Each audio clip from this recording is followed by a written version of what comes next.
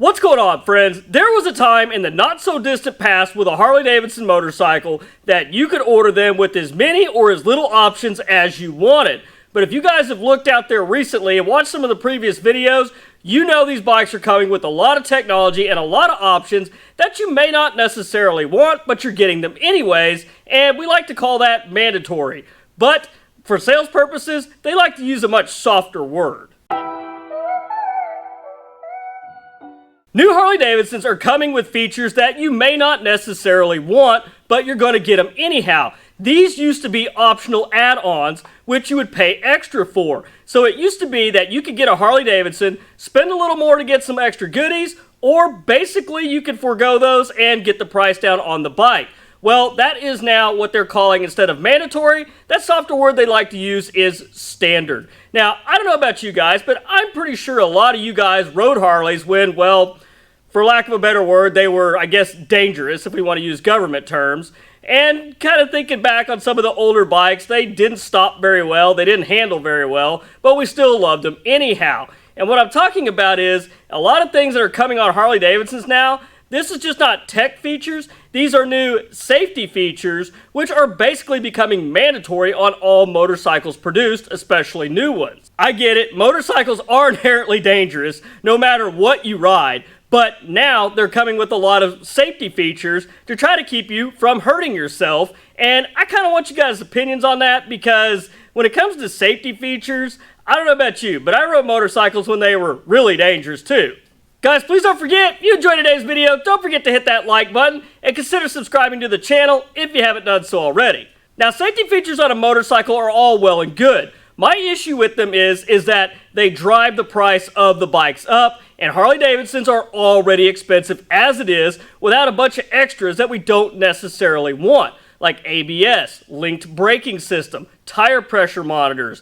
These things are all working their way into the bikes. Now, as many of you guys have been riding Harleys for any amount of time, you probably remember back in the day when we had disc brakes that were solid, not vented, so they trapped the exhaust gases between the disc and the pad, and not to mention that, they were relatively pretty damn small for what they were trying to stop years ago. Not to mention, you add that to a single disc in the front with a little wispy single piston caliper, they made for a pretty fun time trying to stop your heavy Harley-Davidson. Today on Harley's new models, they're really getting to the area where they're just chock full of rider aids. As I mentioned, ABS systems, linked braking systems, meaning where when you apply the rear brake, it gently applies a little bit of front brake as well. And it does this kind of cohesively together to where you're not basically finding out the hard way, as anybody's ever done when they go into a turn and grab a handful of front brake.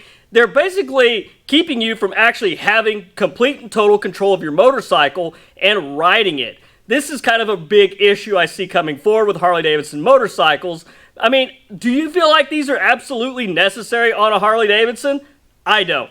But when it comes to a 200 horsepower sport bike that an 18 to 20-year-old is buying, yeah, absolutely. You do need rider modes, you do need ABS, you do need wheelie control, launch control, traction control. You need all these things on those high-powered bikes. In my opinion, Harley-Davidson does not put out that kind of power to where you need all those different kind of rider aids and features.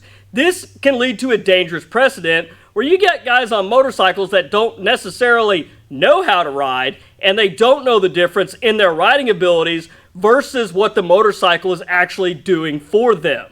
Now, that's just one side of the coin. The other side of the coin is the fact that all of these systems eventually are going to have issues. We have more sensors, we have more computer controls on the bike.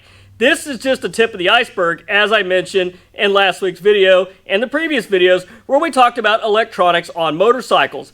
These are going to break down. These are going to have issues in the future. Not to mention, this adds extra steps when maintaining and servicing your motorcycle. Think about a motorcycle with ABS. They have an ABS pump. You have to activate that ABS pump to thoroughly bleed the brakes on these bikes. How do you do that? You have to have an extra tool for that. It's not like the old days where you just pumped it up and then opened your bleeder screw and bled your brakes through. That ABS pump is one more failure point. And don't get me started on TPMS sensors, the tire pressure monitors.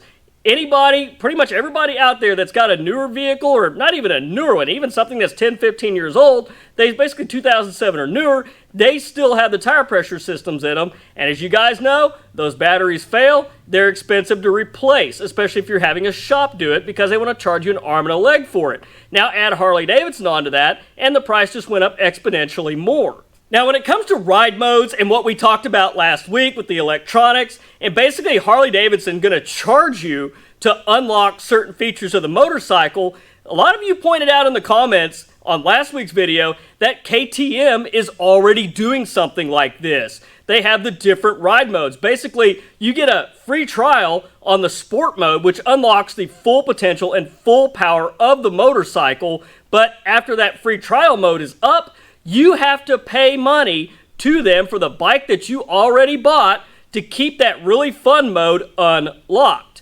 This is a scary precedent right here, because what is stopping Harley-Davidson from doing the exact same thing?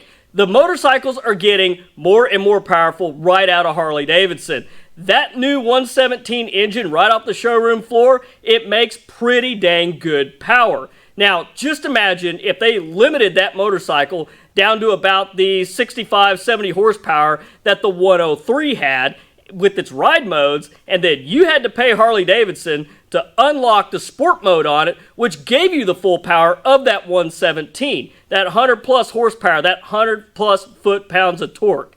Now, I guarantee if you think about it, you could see Harley-Davidson do this because, as I mentioned, Harley-Davidson and every other company out there is literally looking for ways to extract more money out of your pockets for a continued revenue stream. It's kind of a sad day where a lot of the things that used to be optional on the motorcycle are now what they like to call the friendly word standard.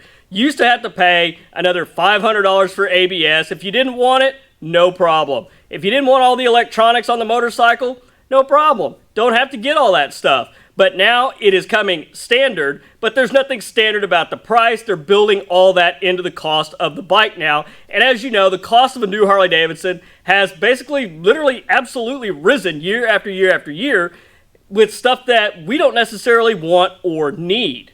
Now, I don't know what you guys' thoughts are on that, but to me, all these rider aids, these different modes, the anti-lock brakes, link braking systems, all these things are all well and good, but in my mind, they really take away from the experience of controlling your motorcycle, fully controlling it like you would want to.